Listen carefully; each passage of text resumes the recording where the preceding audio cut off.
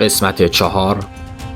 وریا در راه راسن. بعد از غرش طولانی مازیار و سرهای خم شده مجمع یاران جلسه شروع شد. مازیار شاه 10مین شیر سفید به مجمع وارد می شوند.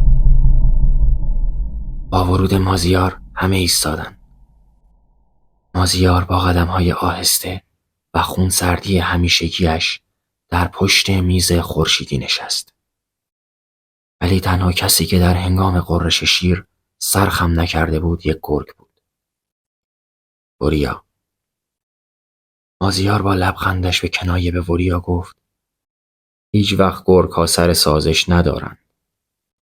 برای چه پایتخت آمده ای طول گرگ؟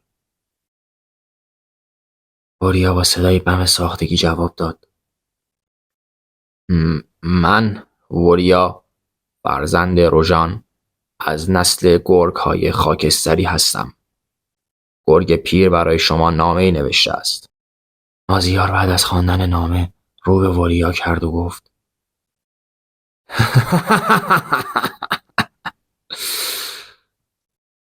فکر کنم گرگ پیر سخت درگیر توهمات پیری شده است.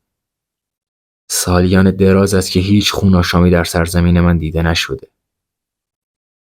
وریا با صدای بلند داد زد: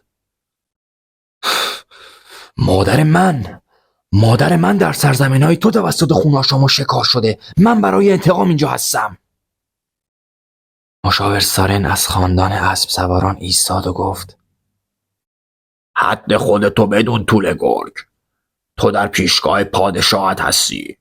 پادشاه نمیتواند برای دشمن فرضی که شما گرگ‌ها با اون حس مسخرتون استش میکنید ارتشی به شما بفرستد.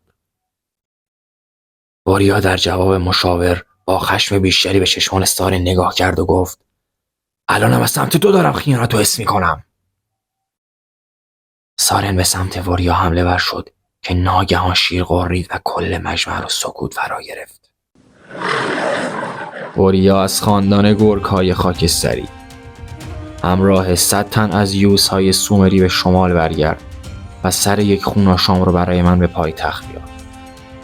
آنگاه بر سرزمین خون‌آشام‌ها میتازم و از کوه‌های کور گذر میکنم و دریای سپید را به دریای سیاه وصل خواهم کرد تا هیچ خون‌آشامی در این جهان از تیغ من در امان نباشد.